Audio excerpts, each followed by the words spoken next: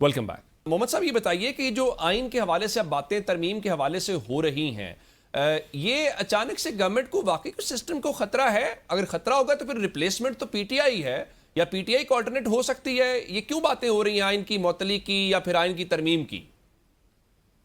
देखिए, अभी सिंधु साहब ने बात की है डेमोक्रेटिक सिस्टम की। देखिए, डेमोक्रेसी जो होती है ना, वो आपके आइन के मुताबिक चलती है। ठीक। और आपके जो पॉलिटिकल डिसीजन, डेमोक्रेटिक डिसीजंस होते हैं, वो आइन को सामने रखते हुए हर पॉलिटिकल पार्टी लेती है। जब आपका आइन दो या तीन जगह पे लिखता हो कि with in 90 days of the assembly के डिसोल्यूशन आप उसको विद इन 90 डेज इलेक्शंस कराओगे। ठीक। और उसके बाद फिर वो बीच में कभी ये कभी इफ्स एंड बट्स डाल के वो 90 डेज ना करे, तो फिर इसका मतलब ये है कि आपने जो डिसीजन लिया बेस्ड ऑन आइन जो आपको बताता है, और उसके बाद पे जिस तरीके से बाकी सारी चीज़ें जो नॉन डेमोक्रेटिक तरीके से हुई है या नॉन कॉन्स्टिट्यूशनल तरीके से हुई है, तो उसमें जिस बंदे ने डिसीजन लिया है उसके ऊपर नहीं आता। जो आइन के रखवाले हैं और जिस तरीके से जो डेमोक्रेसी करने वाले हैं, वो जब उस चीज को खराब करना शुरू कर दे, तो इसमें आपका मेरा कोई कसूर नहीं है, ये ठीक। सिस्टम। अब बात जो चल रही है, जो 28th अमेंडमेंट की है, देखिए ये अगर आप बात चीजों को देखें, आइन के अंदर छोटे मोटे चेंजेस हर दफा आती है। मतलब 18वीं तरमीम के बाद 19, 20, 21, 22, 23, 24, 25 आई। लेकिन बाज तरामीम ऐसी होती हैं जो आपका पैराडाइम शिफ्ट करती हैं। पैराडाइम शिफ्ट करने वाले आइन होते हैं ना, वो आमतौर पे एक या दो या तीन क्लॉजेस पे नहीं होते। वो आमतौर पे एक सिग्निफिकेंट पोर्शन को चेंज कर रहे हैं, क्योंकि वो पूरा पैराडाइम, जैसे 18वीं तरामीम एक पैराडाइम शिफ्ट हो रहा था। ठीक। इस तरीके से जो 26वीं तरामीम थी, ये पैराडाइम शिफ्ट हो रहा था। ठीक। इस आप लोगों ने जुडिशरी को तकरीबन खत्म करने के लिए किया, फिर पता चला कि इसमें चंद चीजें रह गई, वो आपने 27वीं में पूरी कर दी।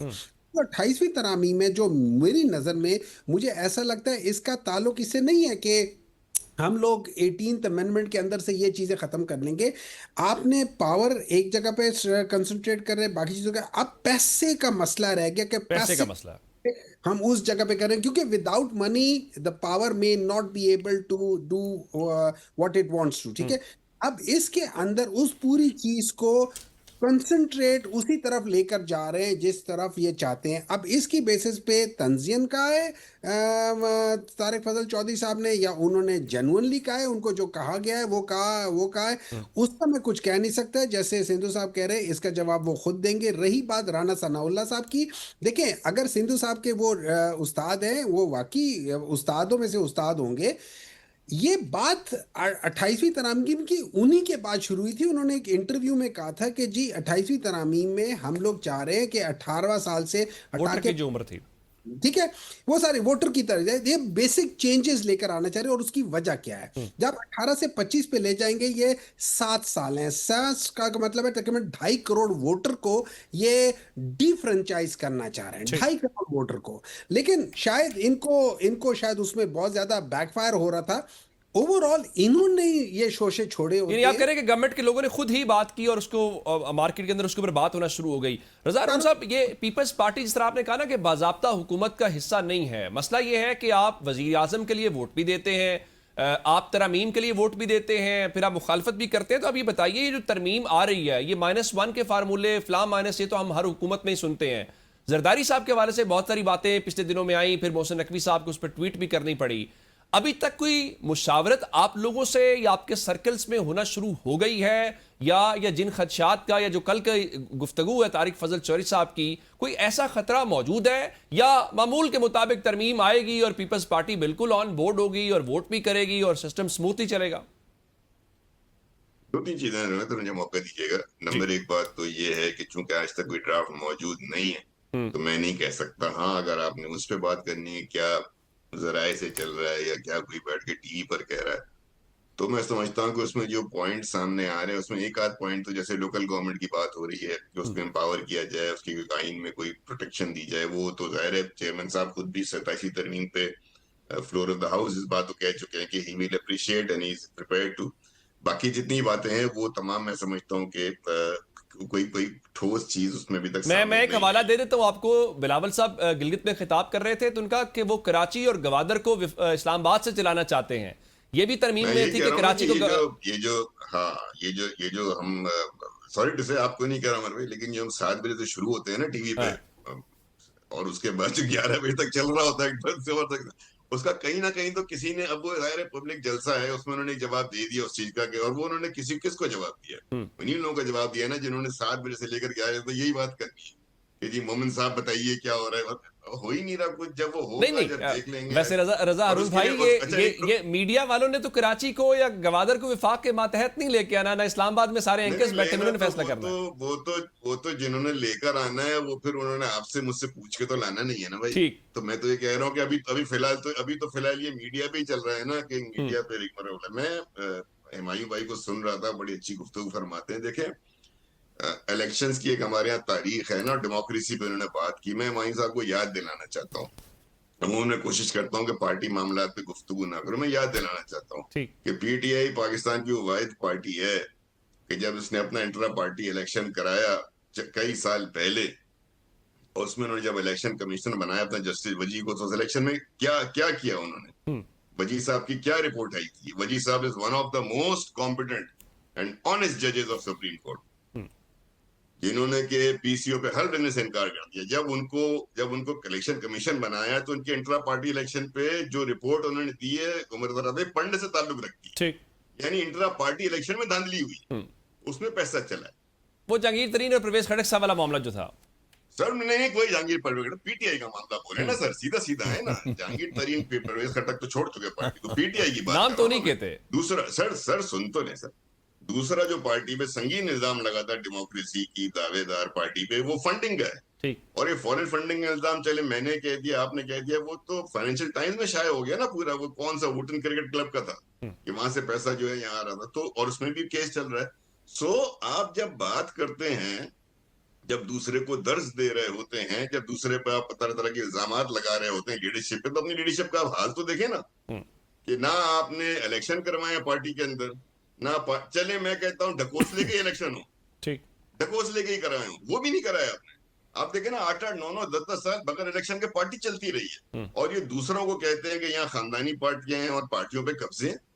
यार कोई खुदा का खौफ करता है आदमी, यार ये बात करता है, वो अपने ऊपर नजर तो डालें। फिर आप ये हम्म, देखेंगे आपका चेयरमैन आज, आपका सेक्रेटरी जनरल, आपका सेक्रेटरी इंफॉर्मेशन, या दे आर ऑल नॉमिनेटेड। कौन सा इलेक्शन हुआ आपकी पार्टी का?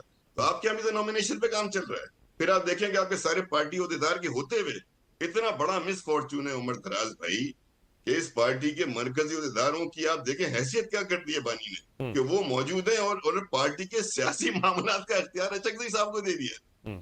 जो चले मैं पार्टी से जरा ताल्लुक संधू नहीं साहब की तरफ रखते। जाने से पहले मोहम्मद साहब आप इस सर पे 1 कमेंट कर मिनट, 1 मिनट उमर जी दराज जी मुझे जी रजा 30 साहब। सेकंड्स और दे दे, फिर मत दीजिएगा। ठीक। दूसरा, इन्होंने सेनेट, उनको कौमी असेंबली का उन्होंने वो लीडर बना दिया, ओपोजिशन लीडर, पार्टी का आदमी इस काबिल भी नहीं है। हम्म, सेनेट के अंदर लीडर बना दिया मोहतरम अल्लामा राजा नासिर अब्बास साहब को, मतलब ठीक। वहां अली जफर साहब जैसे लोग बैठे हैं। हम्म, और आज पार्टी के धरने का ऐलान कर रहा है सोहेल अफरीदी। ठीक। सोहेल अफरीदी तो पार्टी का अहदेदार ही नहीं है। Hmm, so what kind of a party and a party democratic system, या ये कोई आपको किसी को हायरार्की नजर आती है? कोई इस हम्म, पार्टी का कोई डिसिप्लिन नजर आता है आपको? नहीं नजर आता।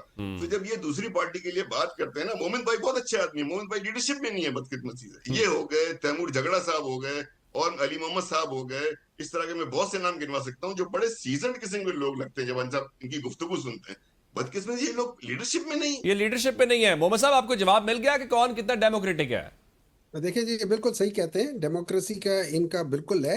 जब तक जिस पार्टी के अंदर पूरी दुनिया में पार्टी जिसके अंदर आप एक विल की बेसिस पे पॉलिटिकल लीडरशिप का इंतखाब करें, तो वाकई इससे ज़्यादा डेमोक्रेसी तो मैंने आज तक नहीं देखी। ठीक। भाई आप विल की हैसियत कि भाई मेरे मरने के बाद ये बंदा बनेगा, इससे ज़्यादा बड़ी डेमोक्रेसी तो हो नहीं सकती।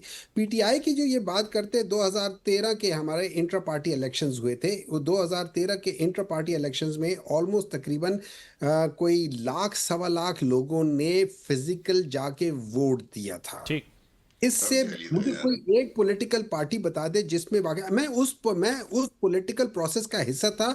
मैं सेक्रेटरी इंटरनेशनल जो पीटीआई का होता है, इंटरनेशनल चैप्टर्स का जो सेक्रेटरी होता है, उसके ओहदे पे खड़ा होके मैं जीता था इंट्रा पार्टी इलेक्शंस, ठीक ठीक। है। उसमें दो ग्रुप थे, एक जहांगीर तरीन का था और एक सैफुल्ला न्याजी का था। ये दो ग्रुप थे जिसमें हमारे अपने क्या प्रेसिडेंट बड़े साहब। अदब के साथ इमामी साहब, आप जस्टिस वजीर साहब की सर, रिपोर्ट का हवाला देना, वो कोई मेरा आदमी सर, मैं थोड़ी था, उधर भी आ वो रहा तो हूँ, तरीके मैं इंसाफ के उधर भी थे। आ रहा हूँ सर, मैं उधर भी आ रहा हूँ सर। देखिए इस तरह थोड़े है। ना इलेक्शन हुए थे, इलेक्शन ही जाली सर हुए एक थे, मिनट है वो जना, बता एक दें मिनट है मुझे। जना, अलाउ मी सर, देखिए। Sir I am allowing you, but I am just asking you to come to the sir आप पॉइंट ना। दरम्यान में बोल रहे हैं ना सर, तो दैट्स नॉट अलाउइंग ना sir, allow me to speak, ठीक है सर। उसमें ये है कि सर सर देखिए, that is exactly what the democracy is, कि आप इलेक्शन कमीशन जो है ना, वो बैठ के बताता है कि इसमें ये कंप्लेन्स आई है, ये सारी चीजें हैं, और इसमें कोई शक नहीं, बात जगहों पे पैसे चले होंगे, मैं उसको डिनाई भी नहीं कर रहा हूँ, अच्छा। मैं खुद भी डिनाई नहीं कर रहा हूँ, और हमने कंप्लेंट भी की है, और हम लोगों ने खुद कहा हुआ है कि ये इस किस्म की चीज हुई है, but that is what democracy is जिसके अंदर है। आप मुझे एक बात बताएं, आपके उसमें बिलावल भुट्टो साहब हो गए, आसिफ अली जरदारी बा हो गए, उनकी बहन, मैं बताता हूँ। काफी सारे हो गए। इनमें से कौन है जो जो जिसके बगैर मतलब भुट्टो फैमिली के बाहर आज 40 साल बाद भी आप लोग वही 70 साल पुराने बेसिस पे वोट ले रहे हैं? आपके अपने क्या काम किए हैं? थे तो वो आबा तुम्हारे ही, लेकिन तुम क्या हो, हाथ धरे मुंतजिर फरदा हो। मैंने बात इसलिए की उमरदराज भाई कि इलेक्शन कमीशन का जो लॉ है, एक्ट है, सिद्धू भाई विल बेल मी आउट, कि उसके अंदर यही दो कंडीशन है कि आपको पार्टी सिंबल मिलता है। नंबर एक, आपने इंटर पार्टी इलेक्शन इंटर ढंग के पार्टी कराए हो। राइट। नंबर टू, आपने जो है ये फाइनेंशियल, आपके फाइनेंशियल रिपोर्ट आएगी हो। दोनों काम में फेल हो गए ना, फिर कहते हैं हम पार्टी हैं। बिल्कुल ठीक, आप कह रहे हैं कि वो जरा एक लीगल रिक्वायरमेंट है। मुझे अगर आप इजाजत दें तो जरा मैं ब्रेक से ओलूं, ब्रेक से वापस आते हैं तो यहीं से शुरू कर लेते हैं।